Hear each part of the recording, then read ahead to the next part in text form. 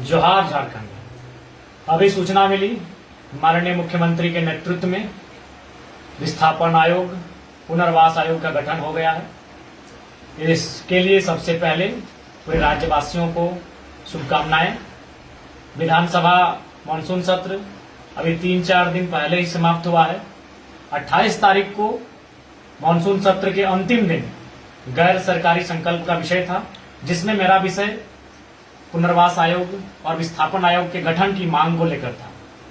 विस्थापन और पुनर्वास आयोग के गठन की मांग को लेकर यूं तो सालों से कई माननीय सदस्य विधानसभा के पटल पर मांग को उठाते रहे हैं, आवाज को बुलंद करते रहे हैं, लेकिन इस बार माननीय भू राजस्व मंत्री श्री दीपक बिरुवा जी से मेरी जो विस्थापन को लेकर जोरदार बहस हुई, पूरे राज्य ने देखा और मैंने माननीय मंत्री महोदय से स्पष्ट कहा कि आप तिथि स्पष्ट बताइए कि विस्थापन और पुनर्वास आयोग का गठन 15 दिनों में करेंगे, 45 दिनों में करेंगे या 100 दिनों में करेंगे या 150 दिनों में करेंगे। तो उस बहस के बाद जो बहस जिसको मैंने पूरी ऊर्जा, आक्रामकता और गर्मजोशी के साथ अपने चिर परिचित अंदाज में रखने का काम किया था, और उस बहस के 5 दिनों के अंदर आज झारखंड कैबिनेट से अंतिम मुहर लगी। जो 25 वर्षों से मांग अधूरी पड़ी थी, विस्थापितों की मांग, विस्थापितों की आवाज, उस दिशा में सरकार ने पहल किया है।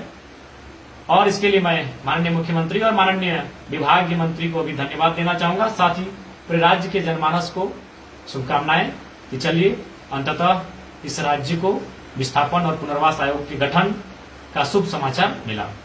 रूट हल्का सा राज्यवासियों को शुभकामनाएं और साथ ही प्रवासी मजदूरों को भी पैकेज दिया गया, विशेष पैकेज दिया गया जो करोड़ों का पैकेज है।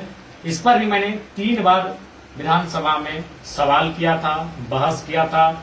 एक बार बजट चर्चा परिचर्चा में, एक बार शून्यकाल के माध्यम से, और इस बार के सत्र में ध्यान आकर्षण के माध्यम से मैंने प्रवासी मजदूरों की समस्याओं से हमेशा सरकार को रूबरू करवाया है और उस पर मैं हमेशा अडिग रहा हूं। मैंने हमेशा जोरदार बहस किया है।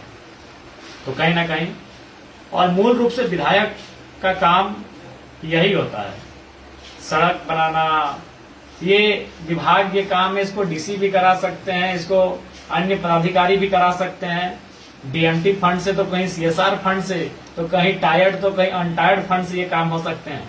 लेकिन विधायक का जो मूल काम होता है, विधेयक पर बहस करना, विधेयक पर चर्चा करना, विधेयक प्रेजेंट करना या फिर विधेयक बनाने के लिए सरकार को बाध्य करना।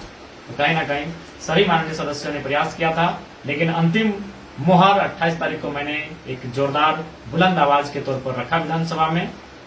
और इस बार का जो बहस था वो विशेष इसलिए था क्योंकि इससे पहले जब विस्थापन पे बहस हुआ है तो माननीय सदस्य को कहीं ना कहीं विभाग के मंत्री संतुष्ट करवा लेते थे, माननीय अध्यक्ष भी बीच में इंटरफेयर करते थे और उनको कहीं ना कहीं संतुष्ट करवा लेते थे। लेकिन इस बार मैं अडिग रहा, मैं जिद्दी बन के रहा कि नहीं माननीय मंत्री महोदय, इस पर किसी प्रकार से अब टाल मटोल नहीं होगा। विस्थापन के नाम पर लोग सिर पे, माथे पे गोलियां खा रहे हैं, रोज लोग लाठियां डंडे खा रहे हैं, जेलों में भरे जा रहे हैं। तो इस पर अब कोई समझौता नहीं होगा। आप स्पष्ट कहें विस्थापन नीति कब बनाएंगे। और अंततः जैसा कि समाचार मिल रहा है, विस्थापन आयोग, पुनर्वास आयोग का गठन किया जा चुका है। इसके लिए पुनः राज्यवासियों को शुभकामनाएं।